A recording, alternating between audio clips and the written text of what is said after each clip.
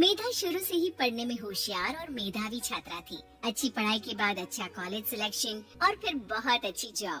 तूने तो मेरा नाम रोशन कर दिया मेधा। अरे लेकिन ये जो काम करने का तरीका है ना, इसे बदल ले।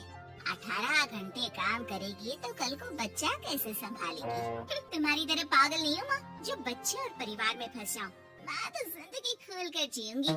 सब कहने की बात होती है बेटा, अपने बच्चे का सुख हर कोई चाहता है।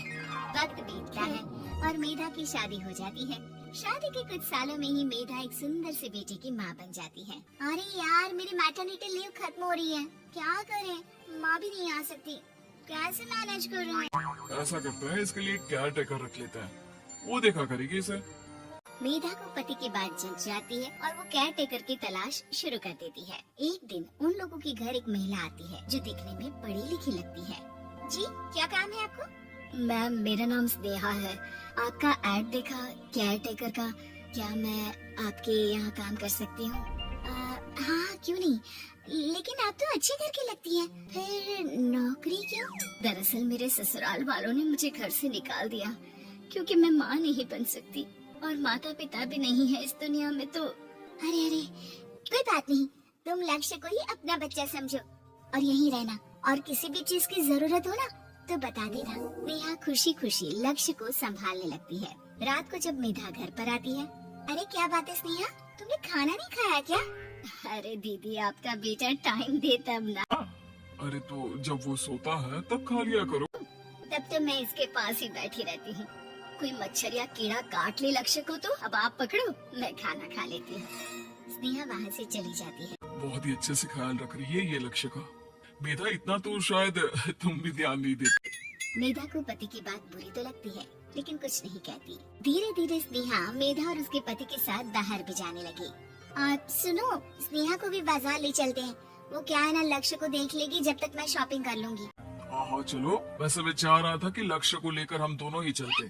क्या यार, तुम तो फ्री में इमोशनल हो जाते हो, कितना देख लेंगे हम दोनों मिलकर, ले चलो उसे। कार से निकलकर मेधा और लक्ष्य रोड क्रॉस कर रहे थे कि सामने से कार आ जाती है। मेधा का ध्यान नहीं होता लेकिन स्नेहा तुरंत लक्ष्य को मेधा से छीन लेती है। मेधा गिर जाती है और कार मेधा को छूकर निकलती है, जिससे मेधा को खून आ जाता है। पति मेधा को हाथ देकर उठाता है। स्नेहा लक्ष्य को लेकर गले लगाई रहती है। थैंक्स स्नेहा, मैंने तो ध्यान ही नहीं दिया था कि कार आ रही है।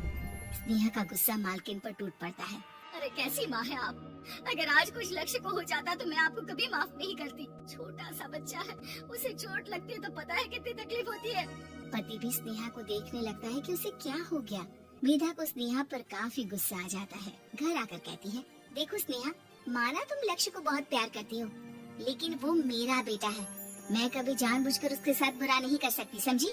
मुझे माफ कर दीजिए, मैं लक्ष्य को लेकर कुछ ज्यादा ही सेंसिटिव हो चुकी हूँ। मैं ध्यान रखूंगी कि आगे से ऐसा ना हो।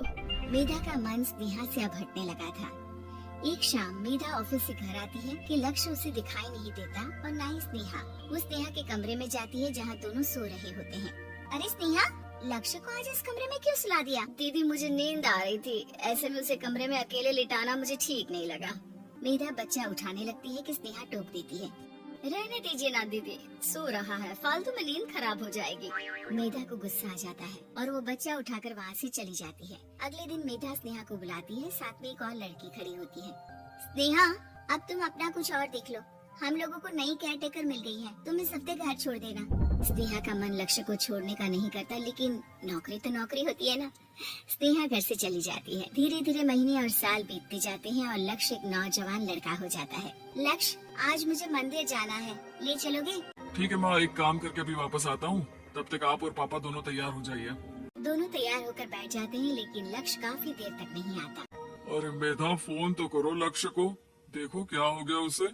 मेधा फोन करती है तो पता चलता है कि लक्ष्य का एक्सीडेंट हो गया है और वो सिटी अस्पताल में है। जल्दी चलिए, पता नहीं कैसा होगा मेरा बेटा। अरे चिंता न करो, सब ठीक होगा, मैं भी कार निकालता हूँ। दोनों मियाँ बीवी अस्पताल पहुँचते हैं जहाँ वो लोग देखते हैं कि लक्ष्य बिस्तर पर पड़ा होता है। एक महिला इन्हें यहाँ लेकर आई है, वो वहाँ बैठी है, लेकिन फिलहाल तो आप लोगों को इनके लिए किडनी का प्रबंध करना होगा।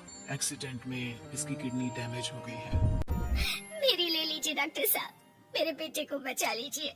नहीं नहीं, आप माँ हैं, आपकी नहीं ले सकते, पिता की भी नहीं। आप किसी रिलेटिव या दोस्त से पता कर लें और आप थोड़ा जल्दी करें क्योंकि देर होने से मामला बिगड़ सकता है। मेधा बैठकर रोने लगती है कि वहाँ डॉक्टर आ जाती है। जिस औरत ने आपके बेटे को यहाँ भर्ती कराया था वो अपनी किडनी आपके बेटे को देना चाहती है। हाँ? कौन है वो? कहाँ है वो? तभी वहाँ स्नेहा आ जाती है। स्नेहा तुम? मैं लक्ष्य को पहचान नहीं पाई थी, लेकिन आप लोगों को देखकर समझ गई कि ये लक्ष्य है, इसलिए वापस आ गई। मैं अपनी किडनी आपके बेटे को देना चाहती हूँ। मेरी अपनी तो कोई औलाद नहीं, लेकिन लक्ष्य में मैंने हमेशा अपना बच्चा देखा। तुम धन्य हो स्नेहा, जो इतने साल में भी लक्ष्य को भूल नहीं पाई। सही मामले में तो वो तुम्हारा ही बच्चा होगा, क्योंकि जन्म भले ही मैंने दिया हो, लेकिन आज तुम उसकी जिंदगी बचा रही हो।